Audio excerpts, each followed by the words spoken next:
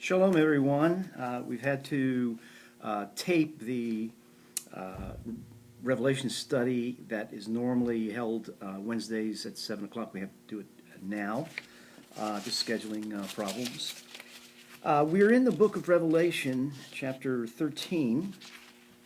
And last week we talked about the mark that those who serve the beast are going to be forced to have.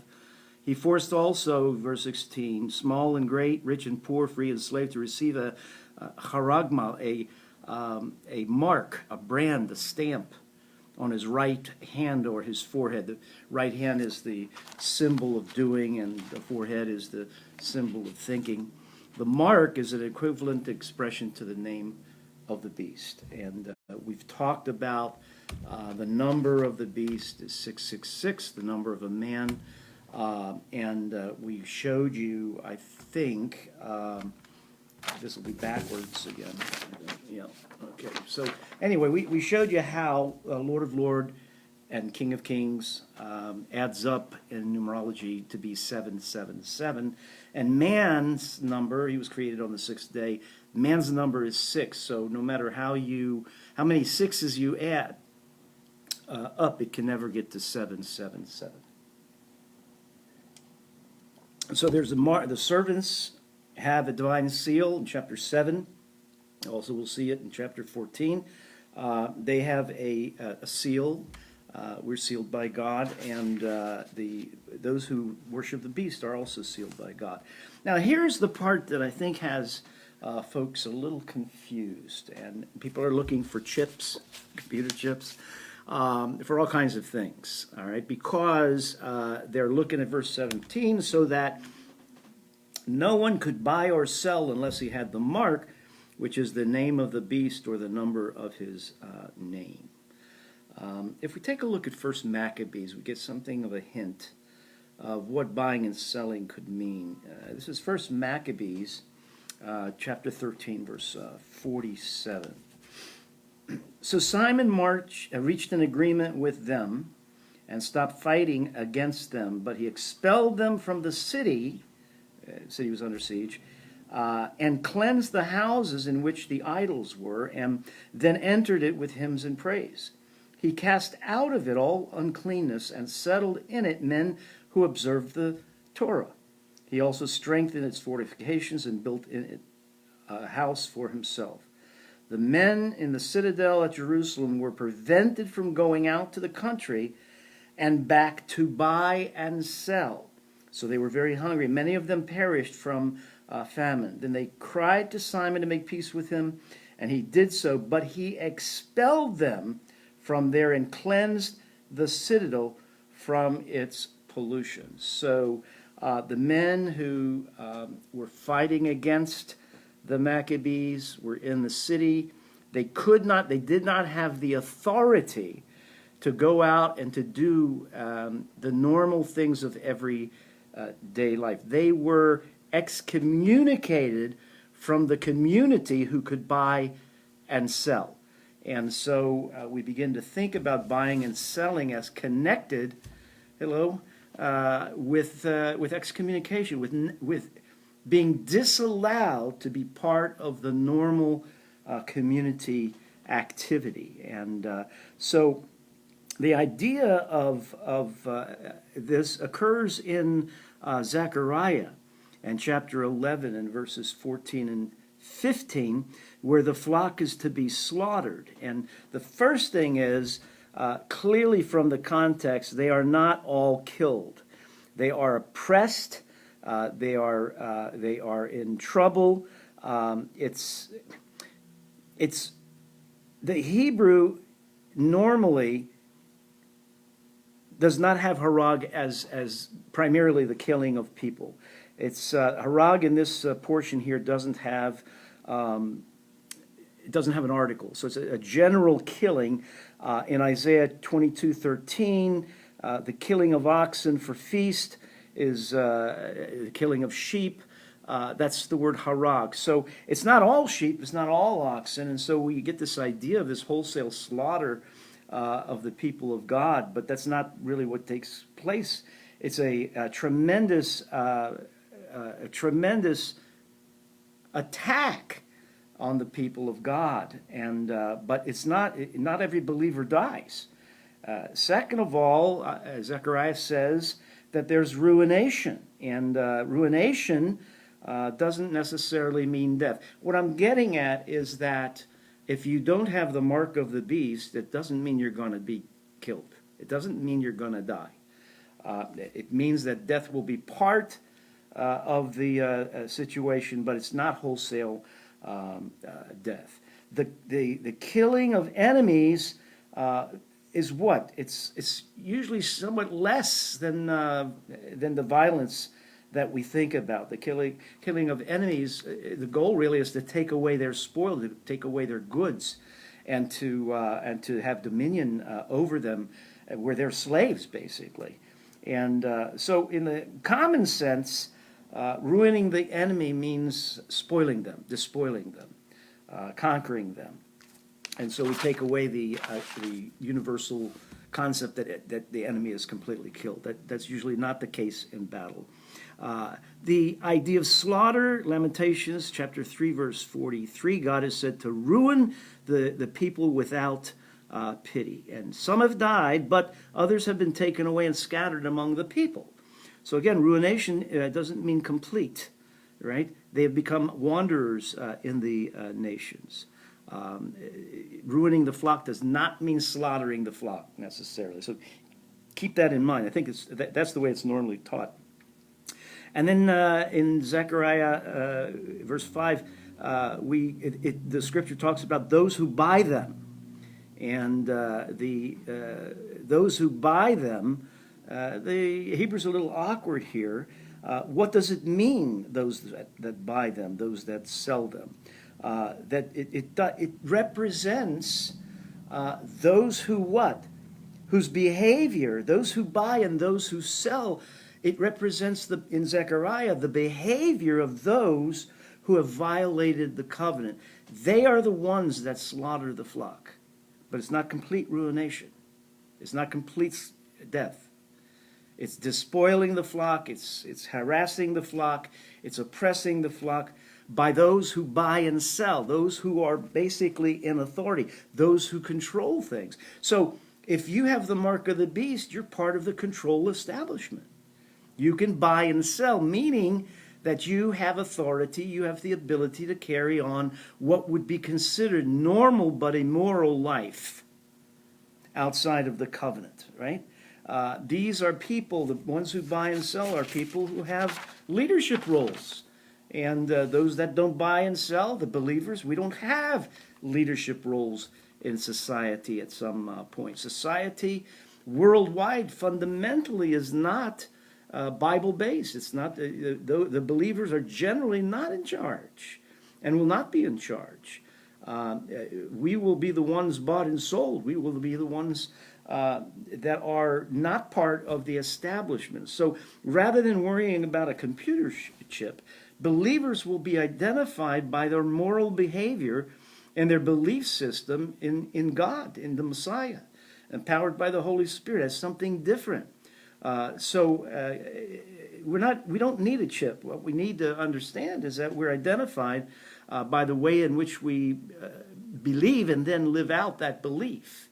And the temptation will be to succumb to the hardship of not being in charge, of not being able to do everything that we want to do and become part of that system. And thus we're excommunicated from the people of God because we've thrown it away. And so the book of Revelation is trying to tell us you may be oppressed. Some of you may be killed. You will not be part of the authority structure, but that's the way it's always been. Even when Israel was in charge of Israel, there were very few times in our history where it was a righteous government. And that government were the buyers and the sellers, even of the prophets, killing the prophets and the righteous. We see it over and over and over. So fundamentally, expulsion from society means you can't buy or sell. And that's basically all it means. So we need to stop looking for computer chips, I think, and start realizing that we're identified by what we believe and therefore what we live out as a reflection of what we believe. What we believe will always be shown by how we behave, right? So it's interesting that in Hebrew, Mashiach and Nachash, Messiah and serpent have the same numerical value in numerology. But they're opposites, aren't they? They are opposite in terms of function. John 3:14, as Moses lifted up the serpent in the wilderness, so must the Son of Man be lifted up. The counterfeit Messiah leads man astray over and over and over. The false Messiah can give healing. The false Messiah can do all kinds of miracles. But it's the quality of the morality, it's the quality of the faith and the true one that shows what one believes and who the true Messiah is. Revelation 13:18 says, this calls for wisdom. If anyone has insight, let him calculate the number of the beast, for it is a man's number. His number is 666. 666 can never be 777. Somebody asked, how about vaccine chips? It's the same as potato chips, okay? So what the unholy Trinity can never be the holy triune nature. It can never be transformed. It can never measure up because of its very nature. Now, the two previous chapters have prepared us for the reality that as the end draws near, we will be harassed and sacrificed like sheep. And chapter 14 reminds us that the sacrifice is not meaningless, right? Chapter 14 reminds us of chapter 7. If you have a memory for that, you can go back for that. We've seen 7 beasts, Leviathan and Behemoth, appear when the anointed Messiah appears. We see this played out in an intertestamental book, 2nd Baruch, chapter 29, verses 1 through 4. We see the theme of Psalm chapter 2 and the anointed one that's associated with Mount Zion and the overcoming of the rebellious nations. We've seen that in Revelation 11:18 and chapter 12, verse 5. Going back to Psalm chapter 2, verse 6, I've installed my king on Zion, my holy hill. Why do the heathens rage and the nations imagine a vain thing? Psalm 102, Psalm 110, verse 2, the Lord will extend your mighty scepter from Zion. You will rule in the midst of your enemies, the theme of Revelation 14. Psalm 110, verse 4, the Lord has sworn and will not change his mind. You are a priest forever in the order of Melchizedek. Some time ago, we studied in our Torah service that before the priests were installed, young men were simply chosen to be the priests in the interim. And so God can choose priests from wherever he wishes.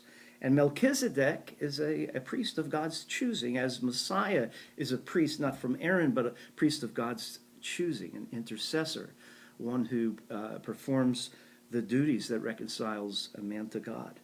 Verses 1 through 4 and 1 through 5, we're going to find, describes the believers in regular meter. It's a beautiful poetry, and verses are systematically arranged so that the 144,000 occurs in part 1 of 6 and part 6 of 6. It's kind of sandwiched in there nicely. It makes up a single descriptive unit. Without going into the technical part of it, it's just a beautiful section. Verse 1, then I looked, and there they are again, right? We've suggested that the 2 witnesses and the 144,000 are exactly the same entities. Then I looked, and there before me was a lamb, standing on Mount Zion, and with him 144,000 who had his name and his father's name written in their foreheads. They're marked with a mark as well. Then I heard, verse 2, a sound from heaven like the roar of rushing waters and like a loud peal of thunder, right? And this is, they sang a new song before the throne and before four living creatures and elders, etc. So the thought is, I thought that the host of the 144,000 were on the earth. Well, here's a look at them in heaven with on Mount Zion, which is the presence of God, which is a dwelling place of God. 144,000 are the same as in chapter 7, verses 4 through 8. 12 tribes of Israel, 12 apostles. You could say that 12 times 12 is 144, times 1,000, a large number. Again, they're the same as the witnesses, right? Ezekiel chapter 9, verse 4 will tell us this. And said to him, go throughout the city of Jerusalem and what? Put a mark on the foreheads of those who grieve and lament over all the detestable things that are done in it. It's interesting that the mark is a little, it looks like a cross, actually. It's an interesting Hebrew signet. Revelation chapter 7, verse 5, from the tribe of Judah, 12,000 were sealed. Tribe of Reuben, 12,000, 12,000, on and on and on and on. Israel serves as the paradigm. But these numbers represent, as we have seen in previous chapters, all peoples of all tongues of all the nations. And it goes on to list the various tribes. In Exodus chapter 19, verse 6, we have the platform for this. And you, Israel, will be for me a kingdom of priests and a holy nation. Even though Aaronites, Moses' progeny and Aaron's progeny would be the functioning priests, you are for me a kingdom of priests and a holy nation. These are the words you are to speak to the Israelites. Ezekiel chapter 39, 7, I will make known my holy name among the people of Israel. I will no longer let my holy name be profaned, and the nations will know that I, the Lord, am the Holy One in Israel. 1 Peter chapter 2, verse 9, but you are a chosen people. Peter's writing to the Jewish believers. A royal priesthood, a holy nation, a people belonging to God, that you may declare the praises of him who called you out, who kaleo, called you out of darkness and into the glorious light. That's kaleo, that's where we get ecclesia, those who are called out. Now, it's interesting that the 144,000, the Kiliades, is feminine. It's a feminine plural. And the question is, why is a feminine plural in Greek used here? It is because it signifies the bride. The 144,000, the two witnesses, the bride of the Messiah, it's going to be reiterated over and over. They're all the same entity. We see Joseph, we see Benjamin, Dan is omitted, Ephraim is omitted. We've already talked about 1 Kings 12:29. Dan and Ephraim are reminiscent of those who went into idolatry. Notice it's not the majority of Israel, as it will not be the majority of the believers who will apostatize. There will be a number of people who will succumb. They'll be tempted to come out of the ketubah and to move into the realm of those who can buy and sell, those who destroy, those who slaughter. There will be some, but it will not be the majority. It won't even be, you're talking about 2 out of 12. That's not even 10%, which is not, it's still not good, but don't get this idea that every believer is going to apostatize except just maybe, a handful. It's not true. Right? Spiritual adultery will occur, but it will not be for the vast majority of the believers. And in another place we're going to read, and the bride has made herself ready. So there's a lot of hope here.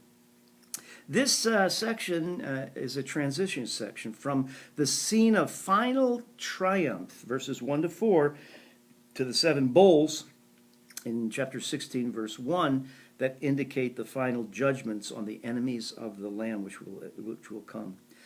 Chapters 14 and 15 are there to provide the teaching that, all of this, whatever we're going through is worth it. And we may not be the buyers and sellers, but God still will provide for us. God still will walk with us through it. And it can actually be fairly good despite the circumstances.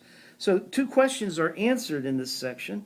What becomes of those who refuse to receive the mark of the beast and are killed, verses 1 through 5. And what happens to the beast and to his servants in verse 6 through 20. In verse 1, the Lamb is standing on Mount Zion, in contrast to the dragon who is standing on the shifting sands of the seashore. That's chapter 13 and verse 1.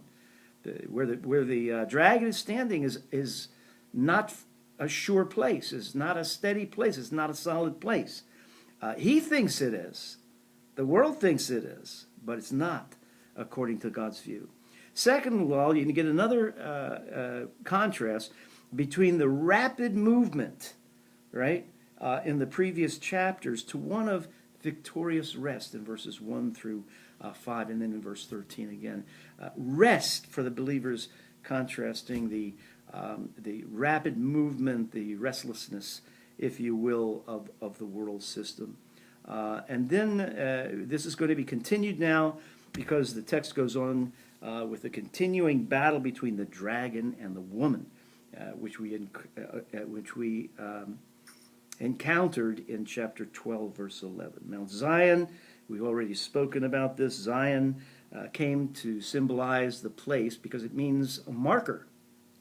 So Zion is the place, the idealized Jerusalem, where God actually dwells. It's a place where the Messiah would gather himself a great company of the redeemed. We see it in Psalm 48. We see it in Isaiah 24, Joel chapter 2, Obadiah verses 17 and 21, Micah 4, Zechariah 14. In a lot of places, Zion is where he gathers us. And Zion is always going to be the place where God dwells. So Zion has always been, it is, and it always will be. But he, the Messiah, this is from 4th Ezra, chapter 13. But he, the Messiah, that is, shall stand upon the summit of Mount Zion. And whereas you did see that he summoned and gathered to himself another multitude which was peaceable, these are the 10 tribes. 2 have apostatized. These are the 10 tribes that have not apostatized. So we're going to see this theme carried out, the Kehillah of God, living with God and dwelling with God, and that's our goal. Right presently, as Hebrews says, you have come up to Mount Zion, to a tremendous company, a tremendous multitude there, the host of heaven, and to God himself. Right there, Zion, the dwelling place of God. So in a very real sense, we are there, and we will be there in our glorified bodies. But very really, we're basically in the presence of God because he dwells inside of us. All right. And verse 2, I heard a sound from heaven like the roar of rushing waters and like a loud peal of thunder. So great armies and great sound. The sound I heard was that of harpists playing their harp. A loud angelic choirs encountered here, as in chapter 5, verse 11. You can consider them the heavenly Kohathites that David put in place there to lead Israel with instruments and singing. The roar of rushing waters, peal of thunder, harpists. We've encountered it in chapter 1, chapter 5, chapter 6. We'll see it again in chapter 19. So it's a recurring theme. What does heaven look like? What does heaven sound like? It's loud, it's big, it's active, it's moving. Verse 3, and they sang a new song. Remember, the new song is always when God does a new thing. They sang a new song before the throne and before the 4 living creatures and the elders. No one could learn the song except whom? 144,000, the believers, the army of God, in the feminine plural, the bride of the Messiah, who had been redeemed from the earth. Okay? There's a lot more than 144,000 who are redeemed. So the number, again, has to be symbolic, right? It's a nice number. We've discussed how these things happen in Daniel with 490 years. We've discussed it in the wilderness experience and so on and so forth. All right. In the feminine, because there's a bride theme. The new song is parallel, of course, to the new song sung by the angelic choir in chapter 5, verse 9. It's a new song of redemption and vindication because the body of the Messiah has experienced God's vindication, God's redemption. They have walked with God through this tribulation time, and they've come out victorious. Chapter 5, redemption was secured by what? The Messiah's death. And in chapter 5, verse 10, they will reign on the earth. This is realized in Mount Zion. And the one further ode or song in Revelation will occur with the Song of Moses and the Song of the Lamb. Both themes of coming out of Egypt, coming out of bondage, coming into the to the kingdom. So the song is also a continuing theme. A song, a new song, is for a new act of God. We see it in Psalm 33, chapter 40, chapter 96, chapter 144, 149, Isaiah 42. A new song is the consequence of some mighty deed of God. It comes from a fresh impulse of gratitude and joy of the heart. We're reminded again of the Passover motif from Exodus chapter 15. The word to learn, if somebody wishes to learn menthano, means to hear deeply. Those who wish to learn, those who wish to hear deeply, let them hear deeply. In the Good News of John, the word is used in the sense of deep listening to the divine revelation that results in learning. Everyone, John 6:45, who learns, deeply listens, right, from him, comes to me. Because as we deeply listen, we hear a clear revelation of what God is saying. The 144,000 who were redeemed, they're purchased from the earth. Notice, purchased from among men. Who has the authority to redeem, to purchase mankind? God has the authority. Now, those who have the mark of the beast have the authority to buy and sell. That is, to have authority over the believers, by and large as leaders of the nations. But here God has the authority that the people in leadership of the world don't have, to redeem, to purchase people, mankind, from all the earth's people, those who are sealed. Those in chapter 7 who have washed their garments in the blood of the Lamb. In verse 4, these are those who have not defiled themselves with women, for they kept themselves pure. They follow the Lamb wherever he goes. They were purchased from among men and offered as firstfruits to God and the Lamb. Fairly early on in my ministry, it took a long time to get married, and probably because I wasn't prepared for it. So the congregation got me a purple T-shirt with white lettering in training for the 144,000. Because of this, because those who did not defile themselves with women, they kept themselves pure. Traditionally, this is interpreted to mean virgins, but it's not. It's not that. This is not the concept. These are those that have stayed in the ketubah, right? These are those. They are virgins from the perspective of being virgins in terms of relationship to the bridegroom, of staying in the ketubah. They have not wandered from the ketubah to look for another bridegroom, you see. They've not defiled themselves with spiritual adultery. And they've kept themselves pure, ready for what? Ready for the wedding, ready for the wedding feast.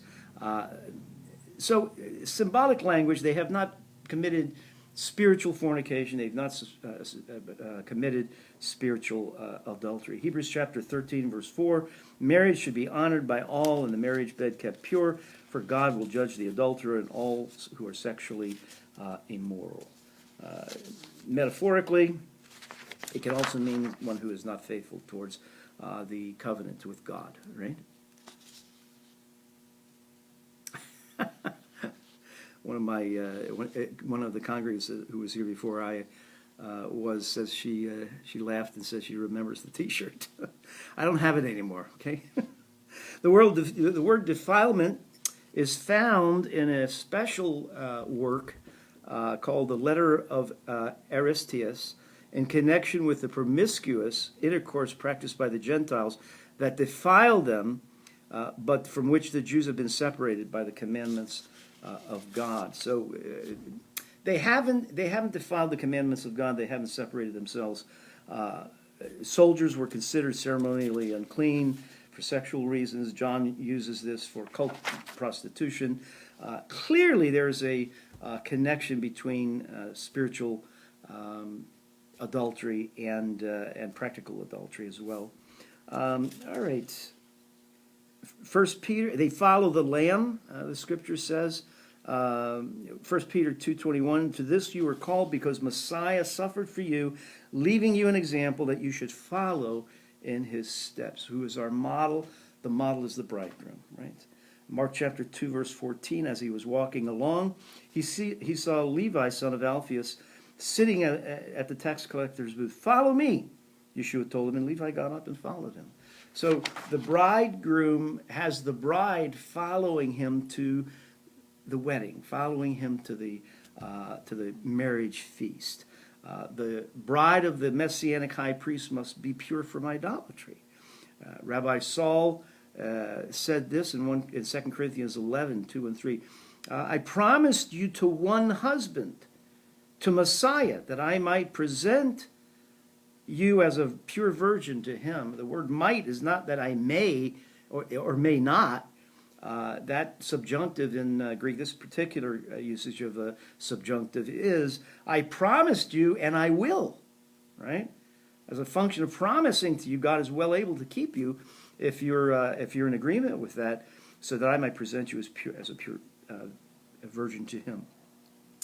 All right, so there are other scriptures in there, but I think we've exhausted verse 5 of chapter 14, no lie was found in their mouths, they are blameless. They don't say one thing and then do another, all right? They're not hypocrites. Zephaniah chapter 3, verse 9, then I will purify the lips of the people, and all of them may call on the name of the Lord and serve shoulder to shoulder, right?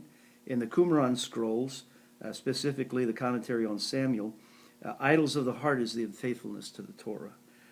Zephaniah chapter 3, verse 12, but I will leave within you the meek and the humble who trust in the name of the Lord. The remnant of Israel who do no wrong, they will speak no lies because of what they believe. Nor will deceit be found in their mouths.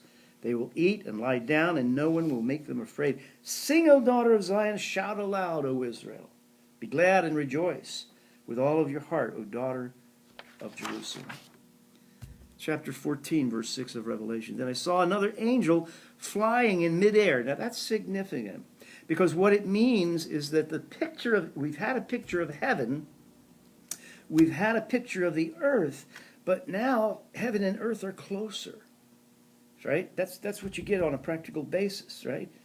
It's closer. So the angel is flying in midair, and he had the eternal gospel to proclaim to those who live on the earth. Every nation, tribe, language, and people. Now look at when all this starts. John chapter 12, verse 31. Now is the time for judgment on this world. Now the prince of this world will be driven out. But when I am lifted up from the earth, I will draw all men to myself. The judgment of Satan is fixed at the cross. And that time is continued. His judgment is continued until this time. And that judgment will, as we will see, will result in his annihilation and his demise. Revelation 14:7, he said in a loud voice, fear God and give him glory, because the hour of his judgment has come. Worship him who made the heavens and the earth, the sea, and the springs of water. This is a declaration that was given in the 1st century, BCE, for that present time and to continue into all our time. We're closer than anyone prior to us, to this generation. Ezekiel chapter 47, verse 12, fruit trees of all kinds will grow on both banks of the waters are coming from the throne of God in this idyllic messianic temple. Fruit trees of all kinds will grow on both banks of the river. Their leaves will not wither, nor their fruit fail. Every month they will bear, because water from the sanctuary flows to them. Their fruit will serve for food, and their leaves for healing. Obviously, this is symbolic. They're not making pharmaceutical concoctions for healing. The first angel announces that there's still hope. There's still time. Even at this crucial moment in history, God is seeking to reclaim the beast followers and to encourage the believers, right, to worship the God of heaven, the God who created all things. He issues a message appealing to the people, fear God and worship him, primarily to the believers as an example to those who might look on. Because we see when judgment hits, the earth dwellers have a very different response. Mark chapter 13, verse 10 tells us that the good news needs to be preached to all of the world. The other signs are increasing evil. How do you measure that? Signs in the heavens and the earth. How do you measure how much is enough? Wars and rumors of wars. How do you measure that? The last one is Jewish revival, right? Romans 11. And that you can measure. That you can quantify, right? Now, obviously, this judgment, all of this, the wrath of God, the judgment of God, is not a chronological scheme, right? Judgment, as a matter of fact, here in chapter 14, is the first place where Croesus, the judgment of God, is mentioned. Later, it's going to be mentioned in 16, 18, 19. The wrath of God is synonymous with the judgment of God. And verse 8, we continue. A second angel followed and said, Fallen, fallen is Babylon the Great, which made all of the nations. Well, Babylon by this time had ceased. But Babylon, the term Babylon, is used of what? Of the type of empire that would be antithetical to the kingdom of God, that would typify a world mentality, really a Satan mentality, and they unknowingly are worshiping demons. And they have no idea. They're not thinking in those terms, but that's what they're doing. Fallen, fallen is Babylon the Great, which made all the nations to drink the maddening wine of her idolatries. We get the picture of a brothel. We get the picture of people indulging with the adulteress and drinking wine and having a good time. But now, Babylon is fallen. Babylon is going to be destroyed. More depictions in detail are going to be forthcoming in chapters 17 and 18. The fall of Babylon is the great anti-God, anti-Messiah system of idolatry. The actual fall is going to be summarized in chapter 16, verse 19. In chapter 11, if you remember, verse 8, we have a previous allusion to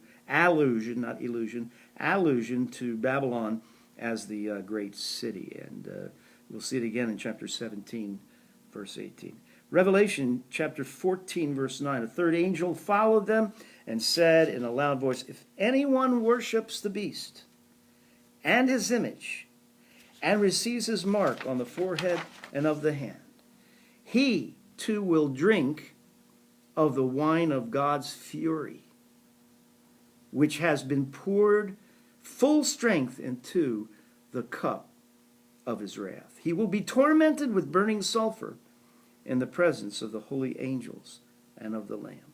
And the smoke of their torment rises forever and ever. There is no rest day and night for those who worship the beast and his image, or for any who receives the mark of his name. Now, later on, we're going to see everything gets burned up, right? There's no rest because there's no nothing, right? That's a double negative. But all right, there's going to be rest, right? In chapter 6, verse 11, to the believers, the Lord is saying, rest here for a while. There will be rest. There will be continued rest. But right now, you rest for a while I do what I need to do to bring about the final judgment and the final restoration, okay? There's no rest. There's no Shabbat. There's no vindication for those who worship the beast and receive his mark and his image. Chapter 14, verse 12, this calls for the patient endurance, we've seen this before, on the part of the saints who obey God's commandments and remain faithful to Yeshua. Because the temptation is what? The temptation is to say, how long is it going to be? Doesn't look like anything's going to happen. On and on. See, this stems from not knowing him intimately. and just waiting for the series of events to occur that will vindicate. And we want that to come quickly, right? Our measure is not how well we are, how prosperous we are, but how intimate our relationship is to Him, and how that has changed how we live and how we think and how we talk, right? That's the measure of success in the book of Revelation.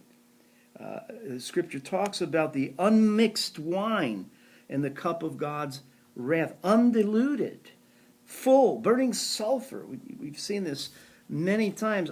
Utter burning sulfur, utter destruction. Lot's wife being turned to dust. Sodom and Gomorrah being turned to dust, right? Non-living things. In Romans chapter 1, verses 18 and 25, John describes Paul describes God's judgment on those who refuse the truth and worship the lie. For those who drink Babylon's cup here, the Lord will give His own cup, a cup of wrath. They will be tormented in the presence of what? In the presence of the Lamb.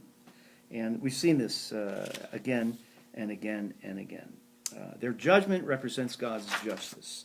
So the end is a two-edged sword, isn't it? It's the wedding feast that we're looking forward to, but it also is the carnage of the world as well. Jeremiah 25:15, this is what the Lord, the God of Israel, said to me, "Take from my hand this cup filled with the wine of my wrath, and make all the nations to whom I send you drink it." And you know, Jeremiah went into captivity into Egypt with his people, willingly left with his people. Chapter 14, verse 13, "Then I heard a voice from heaven say, 'Write, blessed are the dead who die in the Lord from now on. Yes,' says the Spirit, 'they will rest.'" It's the same word as in chapter 6, verse 11. Rest here for a while. They will rest. Same picture, same stories, just retold from a different view. They will rest from all their labor, for their deeds will follow them. What does it mean, their deeds will follow them? A lot of people worry about rewards and punishments in the last day.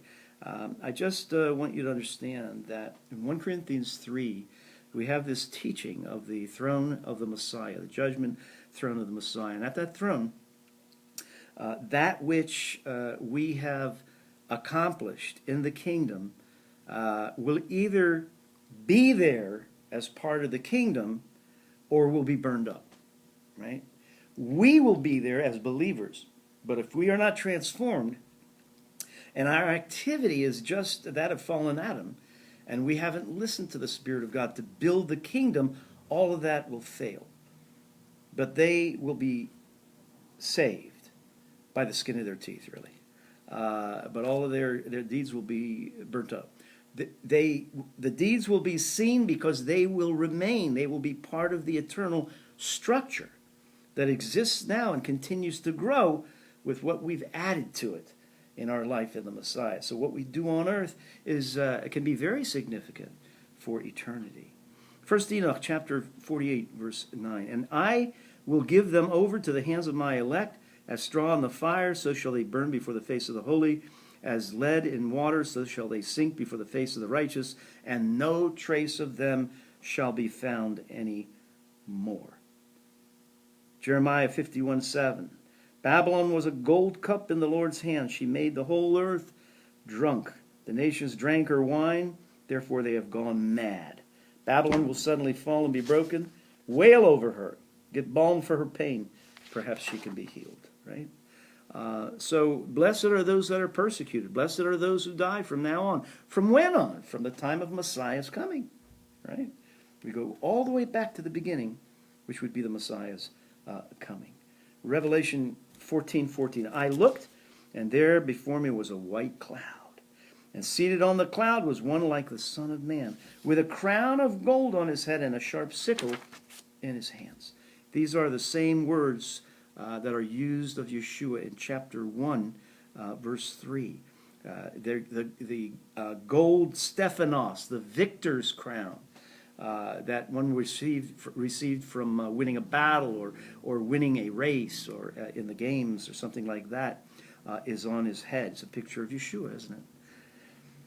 The sharp sickle is the harvest for divine judgment, especially for Babylon in Jeremiah 51.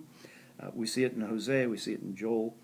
Yeshua also likens the final judgment in Matthew 13 to the harvest of the earth. Verse 15 in chapter 14 of Revelation. Then another angel came out of the temple and called in a loud voice to him who was sitting on the cloud, "Take your sickle and reap, because the time to reap has come, for the harvest of the earth is ripe." We think of the harvest as being those many who come to faith, but the harvest is a two-sided coin. It's a harvest of judgment for those on the earth, but it's a harvest of the righteous to God as well. Verse 16, so he who was seated on the cloud swung his sickle over the earth, and the earth was harvested. Verse 17, another angel came out from the temple of heaven, and he too had a sharp sickle. Still another, verse 13, angel who had the charge of the fire. This is obviously the fire, whatever that really means in eternity, akin to the fires that are kept burning on the altar. Came down from the altar and called in a loud voice to him who had the sharp sickle, "Take your sharp sickle and gather the cluster of grapes from the earth's vine, because its grapes are ripe." The judgment, the sin of the earth is full.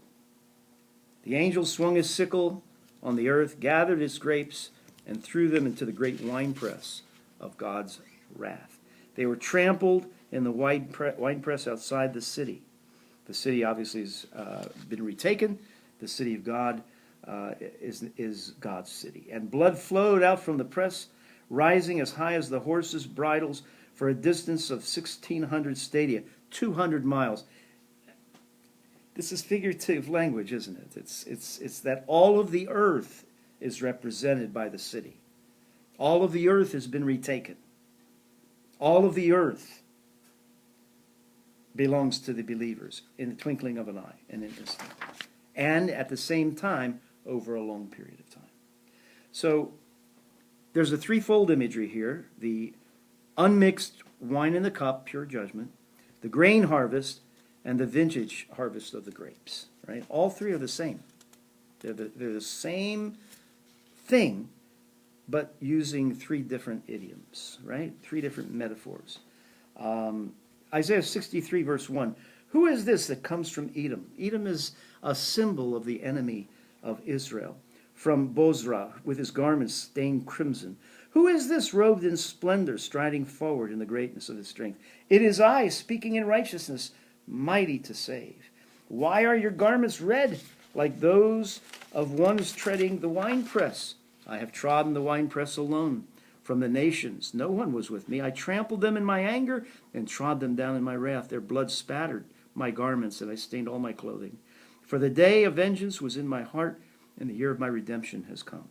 Vengeance, redemption, coming at the same time. I looked, and there was no one. This is Isaiah still, 63:5. And there was no one to help. I was appalled that no one gave support. So my own arm, Zroa Adonai is always the messianic person. My own Messiah, basically, worked salvation for me, and my own wrath sustained me. I trampled the nations in my anger, in my wrath. I made them drunk and poured out their blood on the ground. Joel chapter 3 says the same thing, first enough, same kind of thing. So this takes us to Revelation chapter 15. We're going to stop here. Read ahead a little bit, and got some very interesting things to say about this portion. And again, don't complicate it. It's a very simple kind of a thing, that salvation comes at the same time of God's judgment. God's judgment is over a period of time, but it finally culminates with the what? With the wedding feast that is at the same time the carnage of the nations. And so there's a culmination and an end to this era. It rolls up as a scroll. In another place, it's burned up. Same event, two different idioms. Eternity comes in, and a new era begins. It's exciting. We're part of that. and we will inherit all of that. Stay in the ketubah, stay safe. Call one another, encourage one another, and we will see you back here on Saturday morning at 9:30 for our Torah study, and it's going to be about the counting of the Omer, which we're in, and read up on that a little bit, okay? Shalom, and God bless you all.